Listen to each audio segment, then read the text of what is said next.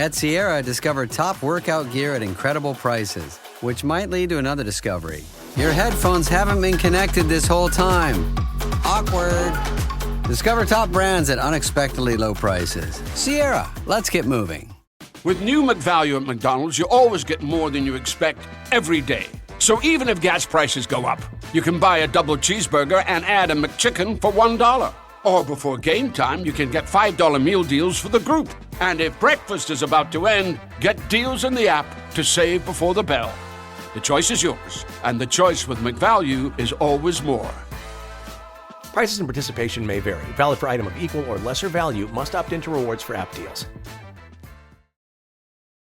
Just a quick heads up that this episode is about a fast-moving news story. Some things might have changed by the time you listen. Also, I've got a little cold. I sound scratchy. Okay, here's the show.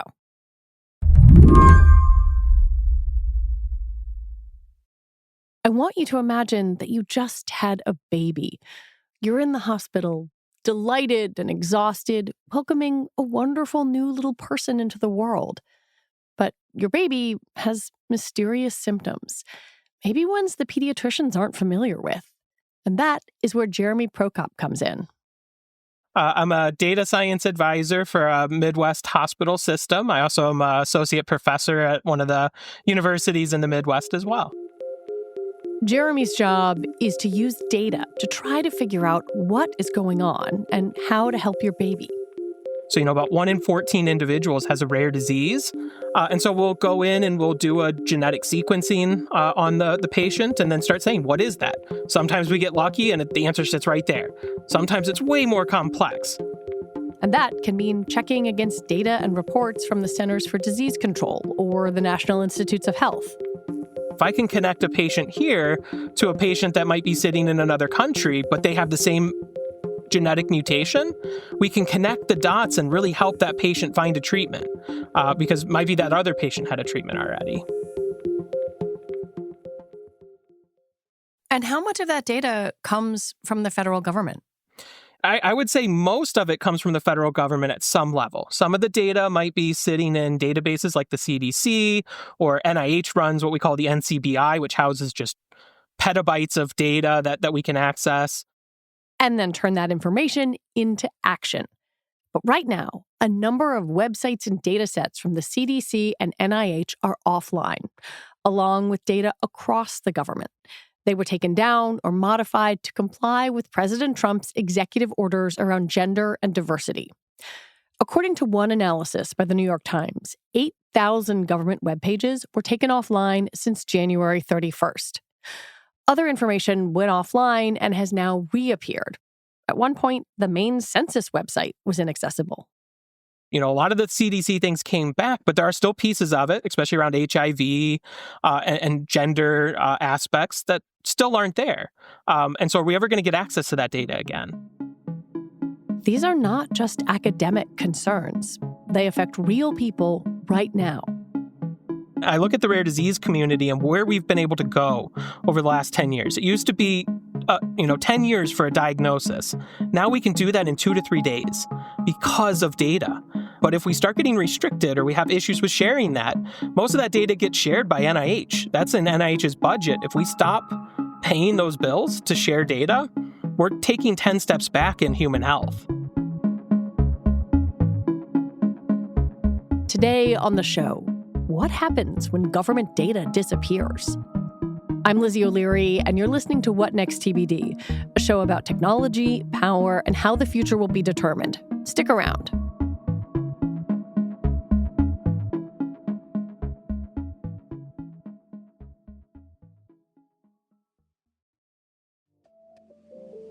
Running a small business means you're wearing a lot of hats. Your personal phone becomes your business phone, but as your team grows, that's impossible to manage. That's where OpenPhone comes in.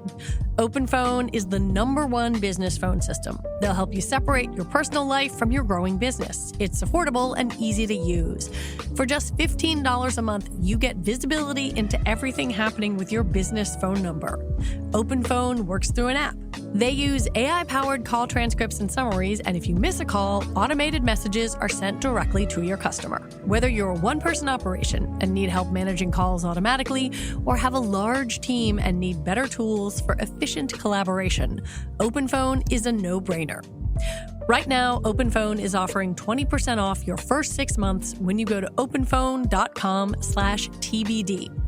That's openphone.com/TBD for 20% off 6 months. openphone.com/TBD.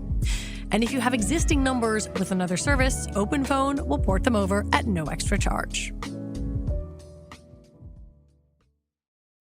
This episode is brought to you by Lumen. When your metabolism is working properly, you can feel the benefits in every aspect of your life. Introducing Lumen, the world's first handheld metabolic coach. It measures your metabolism through your breath. Your metabolism is your body's engine, so optimizing your metabolic health translates to easier weight management, improved energy levels, better fitness results, and better sleep.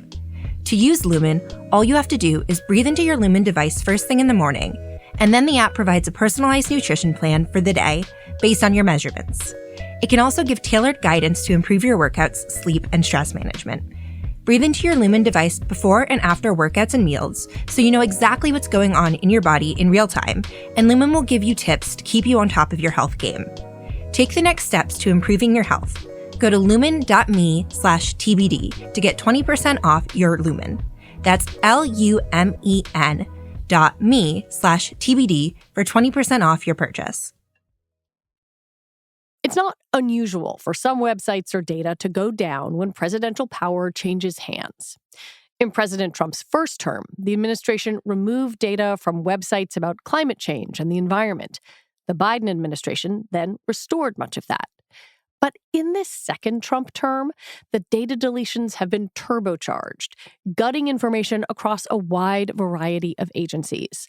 One way we know this is because the government has been changing many of its websites on GitHub, an open source code repository that's generally public for anyone to read. I called up Jason Koebler, a co-founder of 404 Media, to explain it all. And one of the features of GitHub is that it tracks all changes. Like, they're called commits. So any new change is cataloged on this website. And we were able to see that at the General Services Administration, which has been sort of part of the, like, an ancillary part of Doge, kind of. It's been taken over by Musk acolytes. There's been like widespread purging of anything having to do with diversity, equity, inclusion, but then also things like changes to government AI policies to remove references to things like implicit bias, things like that. NASA and NOAA have also had, big changes to not just its websites, but also some papers that have been published. The National Institutes of Health and the Center for Disease Control have had entire agencies' websites purged, and the agencies themselves have been shut down as well. And so this is a widespread government effort to, destroy anything that they perceive to be associated with DEI or woke or the left or the previous administration. And so there is really some malicious intent here beyond just like normal variance. I think one of the things that is very interesting about your reporting and is very specific to what you all do is that you are tracking the changes in GitHub, that this is not just me noticing that census.gov went offline, but that you all were able to look at the code base and see a project called, and tell me if I'm describing this right, Remove DEI. I wonder if you could explain how that works. Explain the guts of what you're seeing on GitHub. Yeah, a lot of this strikes me as like the banality of evil. Forgive me, but that's what it strikes me as, because you see these government coders, and in the case of this Remove DEI thing that you just referenced, That was in regards to a Health and Human Services database administered by Head Start, which is this big government program to get children ready for school. And there were all of these discussions about how to pull that database into compliance with Trump's executive orders. And you have these government contractors discussing exactly how to get rid of it, writing specific tools to make sure that every last instance of the word inclusion is removed, or making sure that things like the word equity are changed to the word fair, things like that. And because of the way that GitHub works, you can see them discussing this. You can see the specific code that is being changed to do this. And in this database, there was like a constant, like, which is a coding. It's a thing that you use in code to define a specific like type of data that you're going to have. And an entire constant that had been set up about marginalized communities was deleted. And that really struck me, just seeing the actual code that did this was very affecting for me. Do you know who is writing that code? I do. It's people at this government contractor called Ad Hoc LLC, and they have millions of dollars of government contracts. They run a bunch of different government agencies. It actually was spun up in the aftermath of the healthcare.gov debacle to make government websites work better. And I mean, I was able to identify the specific coders who did this, and I decided not to identify them in my article because they were very low-level people, and I just don't know what they have going on in their lives, and sort of like whether they felt like they had the ability to push back or not. But I think I've talked to a lot of federal employees over the last few weeks, and that is a situation that a lot of federal employees find themselves in, where they're being asked to do things that they maybe morally don't agree with. But at the same time, the government is trying to push these people out. And so they're trying to make this mental calculus about, do I comply with these orders? Do I resist these orders and get fired, which is what they want to happen, with this sort of like large scale buyout offer that's been going out. There's just a lot of people doing like mental gymnastics about where their line is, I guess I would say. Well, one of the things that has been a through line in your reporting and in many of the other stories about government data sets and government websites going down is the keywords that have been zeroed in on. And this is, we should explain to listeners, agencies or staff trying to comply with the president's executive orders on diversity, on sex and gender, and on climate. And there are some others as well. And so I wonder, when you look at the changes to the code base and you look at the keywords that are being zeroed in on, what you can see in terms of how the websites are actually changing. Yeah, I mean, that's a cool thing. Well, cool for me as a reporter, pretty scary otherwise. But there's like a one-to-one correlation between the code that I'm seeing on GitHub and the live websites. So I can go and look at the changes, look at how it was made, and then go check out the live website in the case of websites that have been altered versus fully deleted, and see like, okay, indigenous people has been removed from this website. Like that term has been removed. There's been a lot of removal of accessibility language in government websites, which is very upsetting. Things for people like with disabilities? People with disabilities, and also people who are blind or low vision, sort of like descriptions of things have been removed because it's not just DEI, it's DEIA that they're going after, and the A in that is accessibility. And so there's that stuff. I haven't even published on this yet, but I got a screenshot from FEMA workers where they basically have this table of previous terms that they were supposed to use and the replacements of what they're supposed to use. So Instead of saying non-citizen or migrant, they're supposed to say alien. Instead of saying integration, they're supposed to say assimilation, things like that. And this particular worker described it as the most 1984 thing that they've ever gotten. And this is happening all across the government. When we come back, what happens to society when data disappears?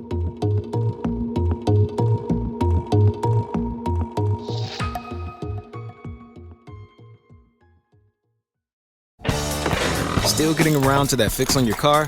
You got this. On eBay, you'll find millions of parts guaranteed to fit. Doesn't matter if it's a major engine repair or your first time swapping your windshield wipers. eBay has that part you need, ready to click perfectly into place for changes big and small. Loud or quiet, find all the parts you need at prices you'll love. Guaranteed to fit every time. But you already know that. eBay. Things, people, love. Eligible items only. Exclusions apply. This episode is brought to you by Indeed. When your computer breaks, you don't wait for it to magically start working again. You fix the problem. So why wait to hire the people your company desperately needs? Use Indeed's sponsored jobs to hire top talent fast. And even better, you only pay for results. There's no need to wait. Speed up your hiring with a $75 sponsored job credit at Indeed.com/podcast. Terms and conditions apply. I think I just won my taxes. Yeah? I just switched to H&R Block in about 1 minute. All I had to do was drag and drop last year's return into H&R Block, and bam, my information is automatically there. So I don't have to go digging around for all my old papers to switch? Nope. Sounds like we just leveled up our tax game. Switching to H&R Block is easy. Just drag and drop your last return. It's better with Block. At the time of this recording, some of the government's datasets have been restored after public outcry. At the CDC, the Atlas Plus tool, which monitors infections like HIV or hepatitis, went offline but then came back. So did the Youth Risk Behavior Surveillance System, which tracks threats to teen health. But what isn't immediately clear is whether and how much these datasets might have been altered. In the past, like the Centers for Disease Control, the National Institutes of Health, NASA, NOAA, et cetera, have been looked at as these authoritative sources of information where you could go and find out, like, what does this vaccine do? What does it mean for me and my family? And then you can make an informed decision on it. And that stuff is gone by and large, and it's going to continue to be purged. But I think it's like the federal government has done an incredible amount of work on all sorts of health and science things over the course of decades. And a lot of that is disappearing off of the internet where it's easily accessible. And let's spin that out a little bit, because you might be listening to this interview and you say, that's okay by me. The government doesn't need to invest lots of money in all these data sets. After all, there are universities, there are private research labs. If you're coming at it from that standpoint, what would you say to that? What would you say to the relationship between public federal data and the furthering of science, the furthering of technology, and more information? Do we need to have federal data sets? Yeah, I mean, well, first and foremost, they're deleting things we've already spent money on. And so, there's been obviously billions of dollars invested in creating these data sets, and they already exist and they're useful, and these resources already exist and they're useful. People are using them. Whether the federal government should be doing this type of thing, I mean, I personally believe that yes, they should be, because, investment in science, investment in health pays for itself over time in terms of better outcomes for society and humanity. And I think that the US government has been this kind of bastion of science for many, many, many decades. Like, one of the reasons that the language that is used in science is English and not German is because of huge government investment in science during World War II and prior to that as well. And that benefits the United States, not just that benefits American companies, that benefits American people, it benefits American soft power, hard power, any way you want to slice it. It's like these things have made America a dominant force in the world. And stepping back from that and becoming a less reliable source of information creates this big gap for someone else to step in. Earlier this week, I talked to a former Undersecretary of Commerce about the economic data sets that are produced by a lot of the different government entities. And one of the things that he pointed to was the amount of private industry that actually depends on this stuff. When you have been reporting and talk to people who use government data sets, who rely on government websites, what have they told you about their ability to do their work now? So far, I've been talking largely to people within the federal government who are really alarmed that this is happening. People are very scared. People feel like, first, they come for the websites. Second, they come for the employees. Third, they, create a monolithic groupthink, more or less. But you're absolutely right that industry in the United States and in the world relies on U.S. government data sets, the reliability of things like unemployment numbers. These things are very closely held. Things like economic indicators are very closely held. And then when they're published, they move the market instantly and in a big, big way. And people are not just worried about whether this data is accurate, but I think they're increasingly worried about an administration that has a lot of people with government contracts in it, beyond just Elon Musk, but especially with Elon Musk, and what could be done with access to that data. Some of these websites and data sets that we've talked about have come back online, as you mentioned, or researchers, archivists are trying to move them to different places. Can you tell me a little bit about that effort and whether you think it will be successful? Yeah, so I think it is extremely important to note that a lot of these data sets, a lot of these government websites are disappearing. But archivists, academics, hobby data hoarders have known that this was going to happen for a long time. And not just because of President Trump, but because this happens to some extent in any administration. And so there is this cross-university effort called the End of Term Archive that for the last, 20 years has been creating these snapshots of the federal government's web presence between government administrations. And so this is not something that they woke up the day Trump was inaugurated and said, oh my God, we have to go save this. This is something that they plan on doing for years, that they're constantly scraping the federal government's websites and data sets for. The silver lining here is that the .gov web presence is some of the most archived parts of the internet as a whole. And so many of these data sets are not gone forever. They've been saved by these archivists, by these projects, but they become a lot less accessible. I think that what we saw after Donald Trump's first term is that a lot of the data sets that were deleted were reinstated within a few days of Biden taking office. And so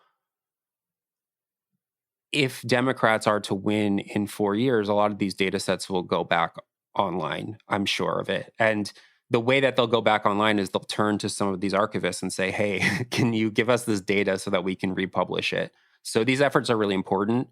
They're very serious efforts. It's not people just taking screenshots of government data. It's like universities saving hundreds of terabytes of government data in a systematic way. And I'm very thankful that these people are doing it because a lot of them are like nonprofit efforts and volunteer efforts and things like that. I think it can be hard for people who are not looking at these sites, are not thinking about this all the time, to extrapolate outwards to the risks that might be posed by removing data from the public view. Is there, in your mind and according to your reporting, a risk for democracy when this stuff goes down? I think there's a risk for democracy. I think especially because this time we're seeing it's a very ideological purge of information. And I think that in the past, we've thought of groups like the NIH, like NOAA, like NASA as being somewhat immune to whatever party is in power, especially somewhere like NASA that works on timescales of decades that necessarily transcend presidential administrations. And if their data, their projects, their websites are being constantly altered, it really brings into question how authoritative these agencies and their data can be. And I think that it does degrade democracy in a lot of ways that might not be visible right away, but in the long term are really scary. What happens when you can't rely on numbers, or when you look at a website and don't know if what the government is telling you is true? Well, we live in a capitalist society, right? That's like very obsessed with the stability of the United States and being able to make investments based on information and get a return on that investment. And just through like a purely cynical perspective, it's like so much of what undergirds the stock market relies on things like job numbers, inflation numbers, economic indicators, things like that. And companies are spending trillions of dollars based on the idea that, you know, these numbers are real. And if they are not real, or if they're disappearing, if they're not accessible, that's going to change how companies act. And I think that it raises a lot of questions about the stability of our economic system, the stability of our nation, the stability of our democracy, et cetera. I mean, you can like sort of extrapolate from there. I've seen a lot of things in the last few weeks that I never thought I would have seen. But the idea that some of these, especially like economic numbers, could be messed with or might not be reliable, which I don't think is necessarily off the table, is something I never thought I would even think about. And now we're thinking about it. And that's scary, I think. Jason Koebler, thank you so much for your reporting and for coming on to talk about it. Yeah, thank you so much for having me. Jason Koebler is a co-founder of 404 Media. Jeremy Prokop is a data scientist in the Midwest. And that is it for our show today. What Next TBD is produced by Evan Campbell and Patrick Fort. Our show is edited by Elena Schwartz. TBD is part of the larger What Next family. And if you like what you heard, the number one best way to support our work is to join Slate Plus. You get all your Slate podcasts ad-free, including this one, plus some other great stuff, like no paywall on the Slate site. I am Lizzie O'Leary. Thank you so much for listening.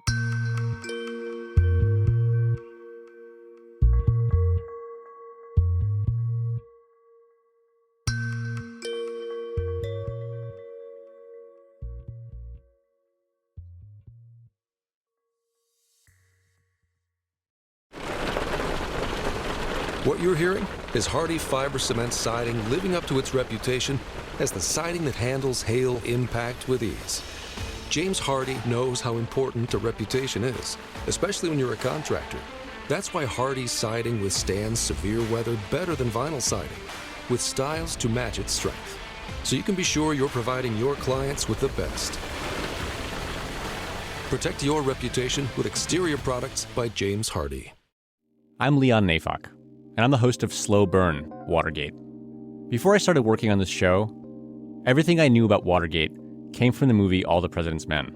Do you remember how it ends? Woodward and Bernstein are sitting at their typewriters, clacking away. And then there's this rapid montage of newspaper stories about campaign aides and White House officials getting convicted of crimes, about audio tapes coming out that prove Nixon's involvement in the cover-up. The last story we see is Nixon resigns. It takes a little over a minute in the movie. In real life, it took about 2 years. 5 men were arrested early Saturday while trying to install eavesdropping equipment. It's known as the Watergate incident. What was it like to experience those 2 years in real time? What were people thinking and feeling as the break-in at Democratic Party headquarters went from a weird little caper to a constitutional crisis that brought down the president? The downfall of Richard Nixon was stranger, wilder, and more exciting than you can imagine. Over the course of 8 episodes, this show is going to capture what it was like to live through the greatest political scandal of the 20th century. With today's headlines once again full of corruption, collusion, and dirty tricks, it's time for another look at the gate that started it all. Subscribe to Slow Burn now, wherever you get your podcasts.